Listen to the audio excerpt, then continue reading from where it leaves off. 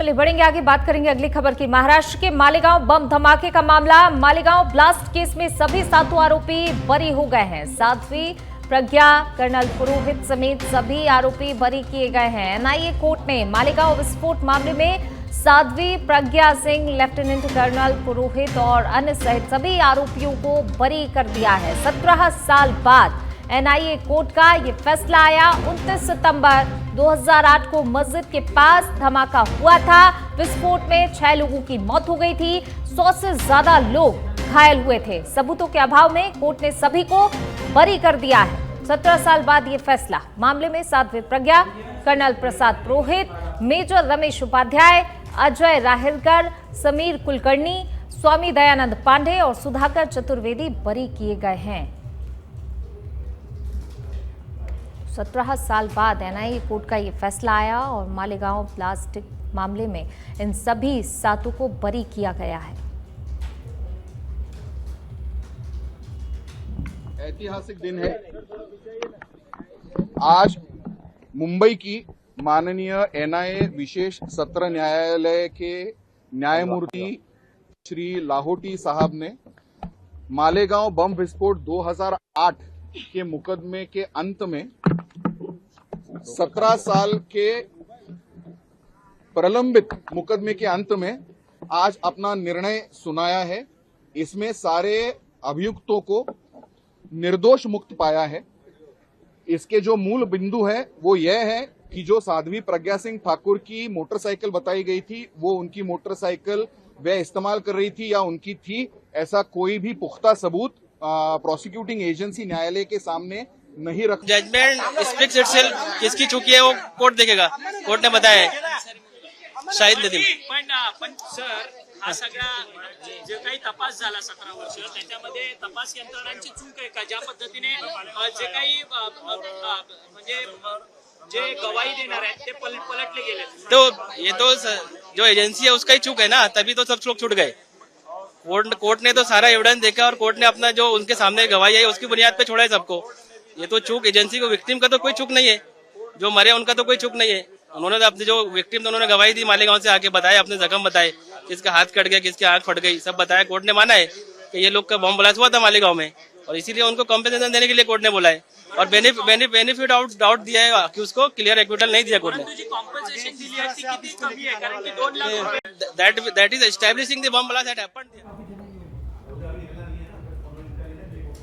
और ज्यादा बातचीत के लिए बीजेपी प्रवक्ता राजकुमार जी हमारे साथ जुड़ गए हैं। राजकुमार जी, सबसे पहले तो बहुत स्वागत।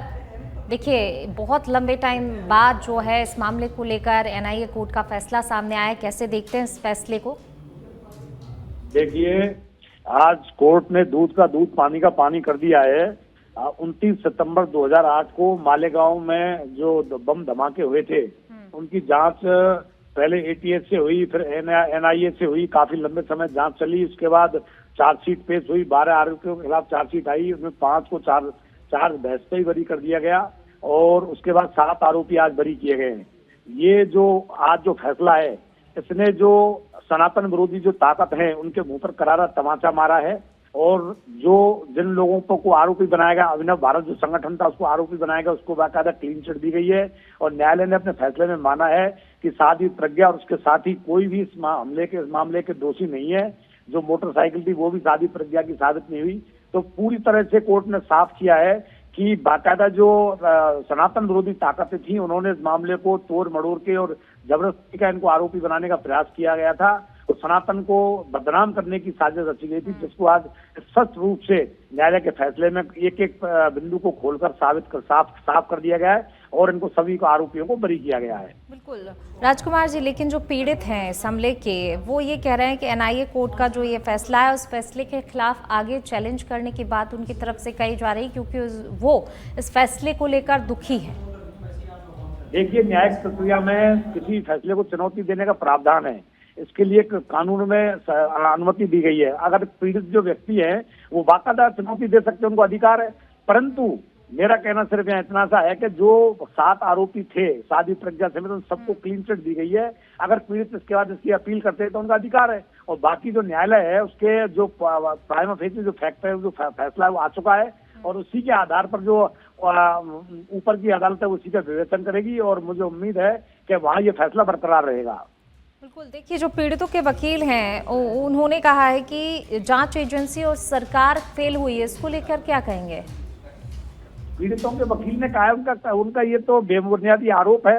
पहले एटीएस ने जांच की, इसके बाद एनआईए ने जांच की और जांच कई चरणों से गुजरी है। ट्रायल प्रक्रिया पूरी हुई है, करीब 283 गवाहों के बयान हुए। तो ये तो कोई ऐसा कुछ नहीं है कि फैसले में कोई खामी हो। फैसला तो पूर्ण रूप से कानून सम्मत है और पूरी प्रक्रिया इसमें हुई है। इसके बाद अभी अगर मान लो पीड़ितों के जो वकील है वो कोई आरोप लगाए तो वो निराधार है, उन पर कोई उन आरोपों में कोई दम नहीं है। ऐसी जी, शुक्रिया आपका इस तमाम बातचीत के लिए राजकुमार जी। तो देखिए, 7 आरोपियों को बरी कर दिया गया है, लेकिन इसके आगे भी जो है सबकी प्रतिक्रियाएं भी सामने आ रही हैं। जो इस हमले के पीड़ित हैं उनका कहना है कि आगे भी इस बात को चैलेंज किया जाएगा, क्योंकि वो इस फैसले से कहीं ना कहीं दुखी हैं और इसको लेकर उन्होंने अपनी बात भी रखी। पीड़ितों के वकील ने भी कहा कि जांच एजेंसी और सरकार जो है इसको लेकर फेल हुई।